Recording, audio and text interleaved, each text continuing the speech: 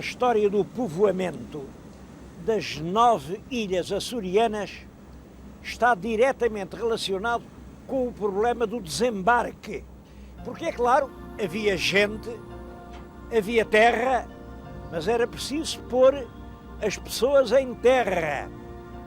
E esse é que era o problema. As ilhas têm, em geral, um recorte rochoso, alcantilado, e era difícil encontrar um porto praticável. Onde quer que havia maneira de entalar um navio, de o pôr a varar, nascia uma povoação. Como sabem, por exemplo, em São Miguel, a primeira povoação é a de Vila Franca do Campo, porque tinha o Ilhéu. A primeira grande cidade vem a ser a de Angra, porque tinha aquele magnífico porto de Angra. Ora bem, eu estou-lhes a falar aqui à entrada do porto artificial da Madalena, da Ilha do Pico, porque justamente as dificuldades de acesso à ilha atrasaram durante algum tempo a ocupação do Pico. Vamos hoje visitar a Ilha do Pico.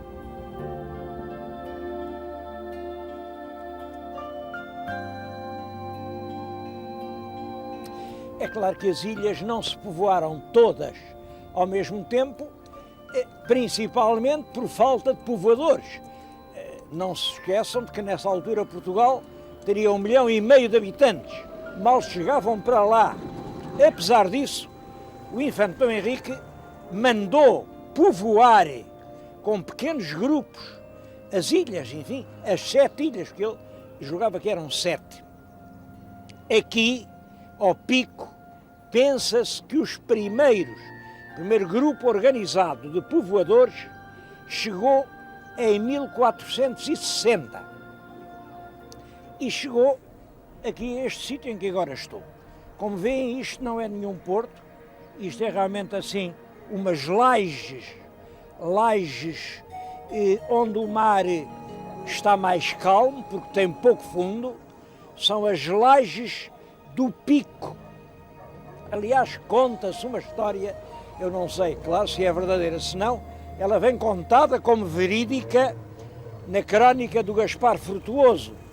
Parece que o tal grupo começava a desembarcar, um homem saltou para os rochedos, era um tal Fernando Álvares, saltou ele e o seu cão, um belo cão, mas nesta altura o mar levanta-se, muda o tempo, os outros têm medo que uma tempestade despedace o batel contra os rochedos e vão-se embora.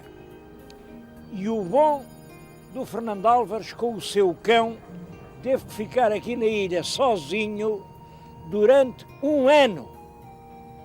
Só no ano seguinte, na altura das marés tranquilas, é que voltaram. Eles vinham da terceira, instalaram-se aqui nas lajes do Pico, e esta terra que estamos a ver, que está na nossa frente, esta rua que se vê, vai exatamente do lugar do desembarque em direção ao interior, foi a primeira vila da Ilha do Pico. O rei Dom Manuel, em 1500, deu-lhe Foral. Parecia que estava destinada a ser a capital da ilha. Foi realmente uma terra importante, ainda hoje é, a cabeça de concelho, exatamente por ser a vila primogénita, e foi durante muito tempo a capital açoriana da pesca da baleia. Ainda hoje há aqui muitas recordações do tempo da baleia. Há 2 museus dos baleeiros, há velhas fábricas paradas, bem, mas hoje já ninguém pesca a baleia. Há aí umas empresas que levam os turistas até ao longe, quando se vê passar um cachalote, é uma festa. Bom, e vê, ainda se vê muita vez.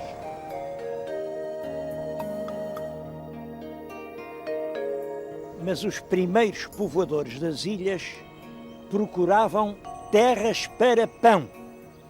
Era isso o que os donatários exigiam, terras para pão. Bom, encontraram-nos aqui no lado norte da ilha, eu agora estou em São Roque, aqui toda esta face da montanha tem pequenos tabuleiros que foram rapidamente agricultados e nasce assim uma povoação.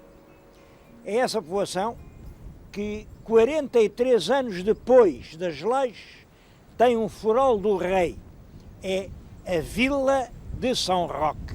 Estou a falar-lhes diante da igreja monumental de São Roque. É claro, a partir daí a ilha divide-se, tem duas partes, é uma ilha de cabelo ao meio. De um lado mandam as leis, do outro manda São Roque. São Roque é a capital do norte, as leis a capital do sul. Quanto a São Roque havia de facto um ponto fraco, muito fraco. É que isto não tem maneira de varar o navio. Não tem um porto, não tem uma calheta. Portanto, tiveram que ir, vinham por terra, vinham por esses caminhos da serra, tiveram que ir à procura de um porto e a vila desloca-se lentamente naquele sentido.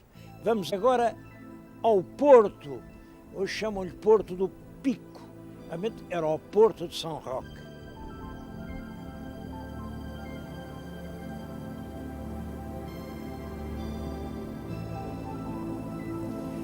Este lugar mostra de uma forma muito expressiva o drama que era pôr um barco em terra. Reparem, canalzinho estreito, entre rochedos, o barco tinha de passar ali, depois entrava nesta rampa e era levado à força de braços pela rampa acima para varar em terra. Bom, isto que estão a ver, esta rampa, foi o Porto de São Roque durante o século XVI, XVII, XVIII, XIX e uma grande parte do XX, quase todo o século XX. É já de há pouco tempo a construção daquele porto artificial, onde agora vem atracado um grande navio mercante e onde já qualquer navio pode atracar. Mas isso é já das últimas décadas. Aqui em São Roque há uma coisa engraçada, é que se virem bem, está ali uma estátua. De quem será a estátua? Eu pensei que era do São Roque. Não é do São Roque. É del rei Dom Dinis. Dom Dinis, o lavrador. Não sei que ideia foi essa de pôr aqui o Dom Dinis. Como sabem, o nosso Fernando Pessoa chama-lhe o plantador de naus a ver. Quer dizer, o homem que sonhou com os descobrimentos. Não sei se a ideia era essa ou se era outra, um bocado mais buçal. É que a Ilha do Pico, o nosso infante Dom Henrique, deu-lhe o nome de Ilha de São Dinis. Bom, e é possível que fosse por causa do São Dinis que fizeram o Dom Dinis. De qualquer maneira, os navegadores chamavam a Ilha do Pico e o pico via-se ao longe. O pico é muito mais alto que a estátua do Dom Dinis. Continua a ser a Ilha do Pico.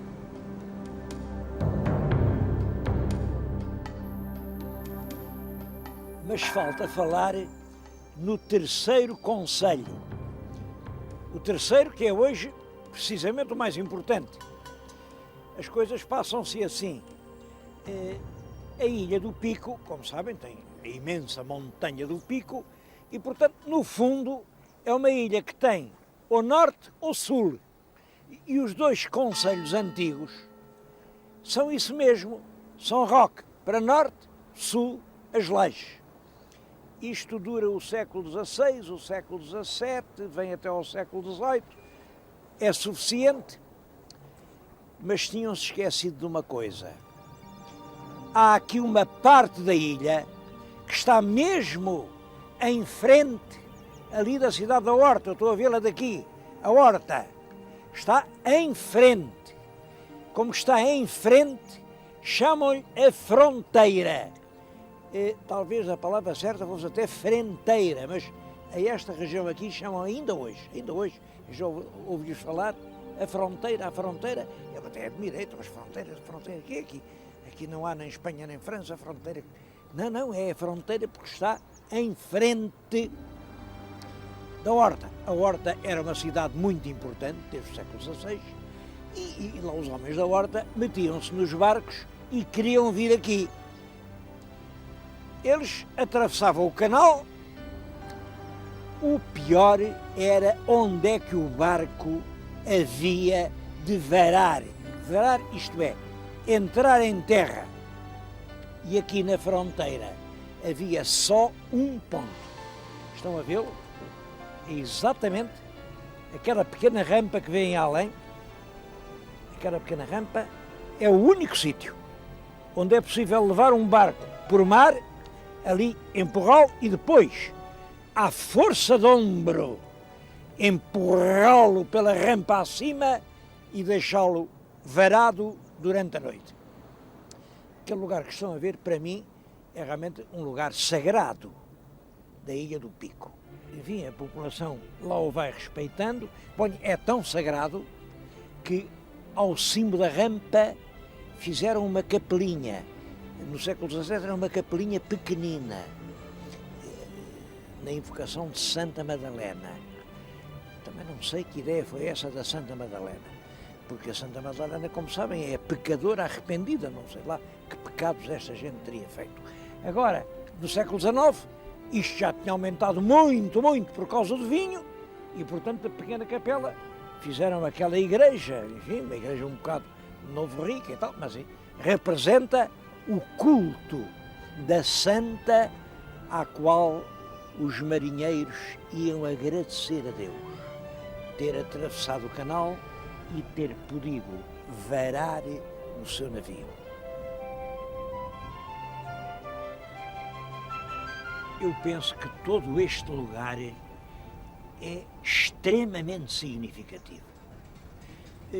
Não sei se os senhores telespectadores veem, eu estou a falar-lhes aqui junto, é assim um pedaço de muralha, mas não é grande, é uma coisa curta, tem aqui a pedra que sai para fora. Isto é um quebra-mar.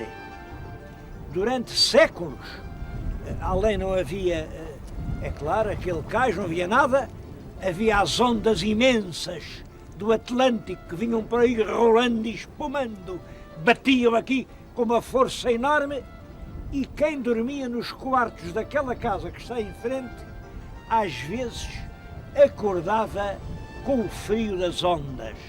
Então, os donos daquela casa mandaram fazer aqui no cimo das rochas este quebra-mar, a onda batia aqui, mas espadanava para lá e deixava-os dormir à vontade.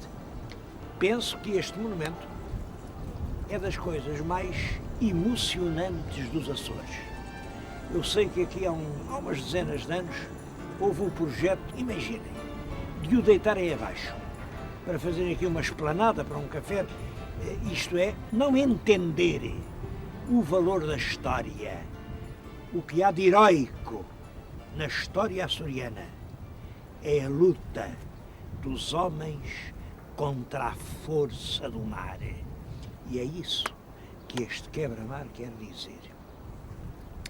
Bom, aconteceu que a ilha estava dividida ao meio, pois claro, ao norte era São Roque, ao sul era as Lajes.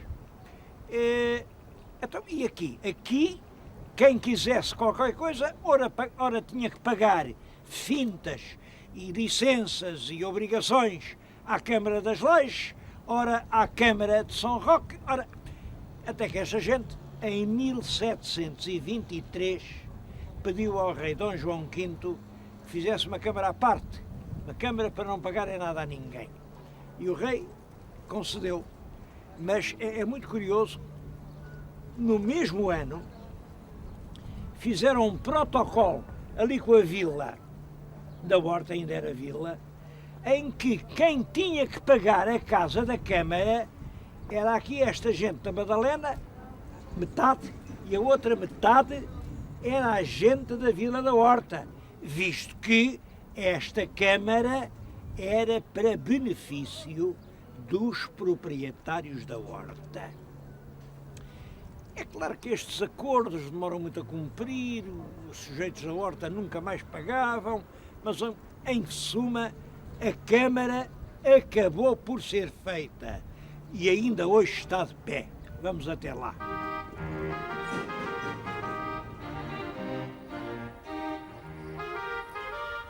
Reparem naquele brasão. É uma peça única em todo o nosso país. É claro, são as 5 quinas, as armas nacionais, mas a coroa que está por cima não é a coroa real de Portugal, é a coroa do Divino Espírito Santo. Como aqui nos Açores, quem reina é o Espírito Santo. E a apoiar a coroa estão as 2 pombas, que são a pomba do Espírito que ilumina.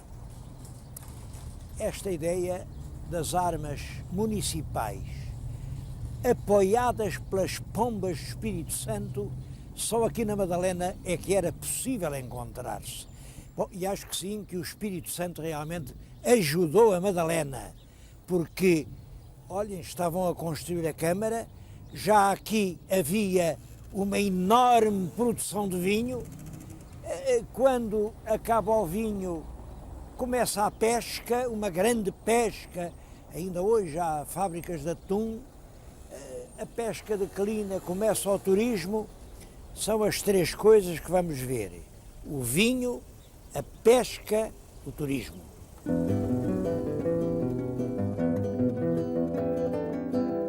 A primeira riqueza da terra é a do vinho. Isto é uma terra pobre, não é terra para pão, é mesmo uma terra sem água, mas é terra para vinho. Um solo vulcânico, a camada de lava cobre o solo vegetal, faz-se uma fenda, introduz-se a planta. Estão a ver aqui um sarmento. Ele começa a dar agora os primeiros pâmpanos no verão. Tudo isto é um mar de verde e dá um vinho especial. Um vinho que, durante o século XVIII, durante o século XIX, era apreciadíssimo. Os habitantes da ilha têm um grande orgulho em dizer que era o vinho que ia à mesa do czar da Rússia. É verdade que na Rússia se bebia vinho açoriano da Ilha do Pico, na Rússia e em muitos outros lugares do mundo. Sei que isto, no século passado, atingiu uma produção muito grande, mais de 20.000 pipas por ano. Depois vem a praga do oídium, matou as vinhas todas. É nessa altura que a ilha conhece uma grande decadência, mas hoje volta a desenvolver-se o vinho, com castas novas.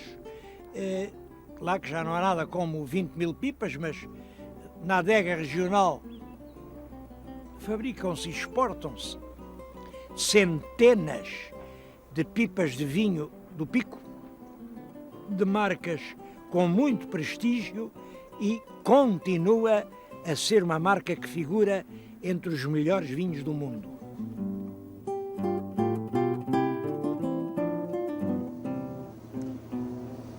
Muita gente do Pico continua hoje a trabalhar na terra e na vinha. Bom, mas é uma coisa curiosa. Uns são só gente para trabalhar a terra.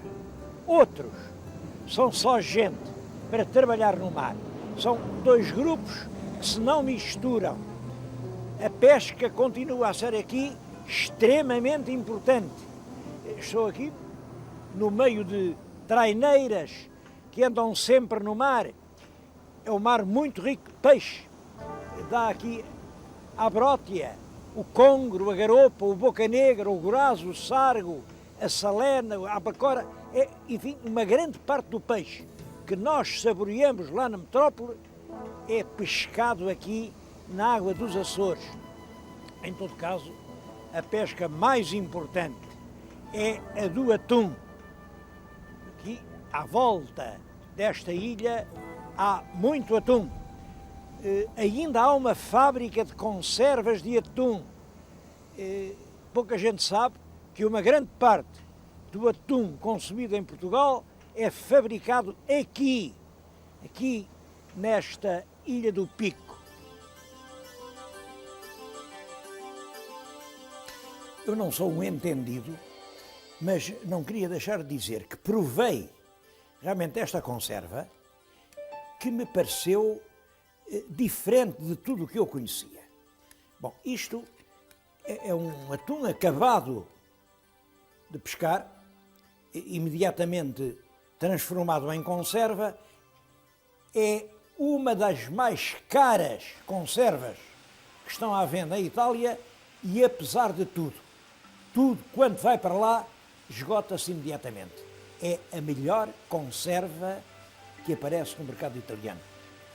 A mim, que tenho ultimamente falado em conservas e que sei que a nossa indústria conserveira não está realmente nos seus melhores dias, podem crer, é uma alegria para mim chegar aqui à Ilha do Pico e encontrar uma conserva tão boa e com tão grande prestígio do mundo. O terceiro grande trunfo da Madalena, mas esse é claro que é comum a toda a Ilha do Pico, é o turismo. Nesta ilha está a maior montanha portuguesa, tem 2.351 metros, portanto, mais de 350 além da nossa famosa Serra de Estrela. Além de que é um lugar com uma vista deslumbrante. Pode subir lá acima, não é assim uma coisa impossível, não é, é claro que é trabalhoso e vale a pena, porque em dias claros avistam-se as ilhas dos Açores, do Grupo Central, todas aqui à volta do pico. Podem crer que é das mais belas vistas que alguém pode avistar. E turismo não é só o pico. Estas terras são realmente lindíssimas. Eu penso que esta ilha e todo o arquipélago tem direito, no turismo do futuro, a ocupar um lugar cimeiro, um lugar de primeira fila. Apesar de que eu julgo que o turismo no futuro vai ser uma batalha muito disputada. Ninguém vai dar nada a ninguém. Vai ser o petróleo do século XXI. Bom, estou a dizê-lo porque penso que se soubermos lutar pelo que temos, os Açores terão uma grande posição no turismo do futuro. Isto realmente são ilhas, são 9 ilhas, que são 9 mundos diferentes. Bem, mas quando falo nos Açores há sempre uma coisa que me apetece dizer, é que a grande riqueza dos Açores não está nem na história, nem na pesca, nem no mar, nem no futuro, nem no turismo. Está na gente. O meu antigo amigo Vitorino Nemésio dizia que aqui os desta ilha, os picoenses, eram a nata dos açorianos. Bom, e os açorianos não gostavam lá muito que ele dissesse isso. E com razão. Mas é no mesmo espírito que eu vou dizer que os açorianos são a nata dos portugueses. São uma gente excepcionalmente válida. Eu estou-lhes a falar de uma ilha relativamente pequena. A ilha toda tem agora 15 mil habitantes. Pois bem, daqui já saíram 5 bispos, e 5 bispos ilustres. Bom, toda a gente sabe o cuidado com que a Igreja escolhe o seu pessoal. Isto de ser bispo não é bem o mesmo que ser político, não é? Pois bem, o primeiro bispo de Macau, Dom Paulino, o patriarca das Índias, Dom José da Costa Nunes, depois o Dom José Albernaz também foi patriarca das Índias, o Dom Jaime Goulart, também bispo, esse foi o primeiro bispo de Timor, o Arquimínio da Costa, igualmente bispo em Macau. Reparem, 5 prelados e 5 prelados muito notáveis, todos nascidos aqui nesta pequenina ilha. Falo de prelados, podia falar de gente do governo, de presidentes da República. É como o Dr. Nemésio dizia, se os picoenses são a nata dos Açores, os Açores são a nata do nosso país.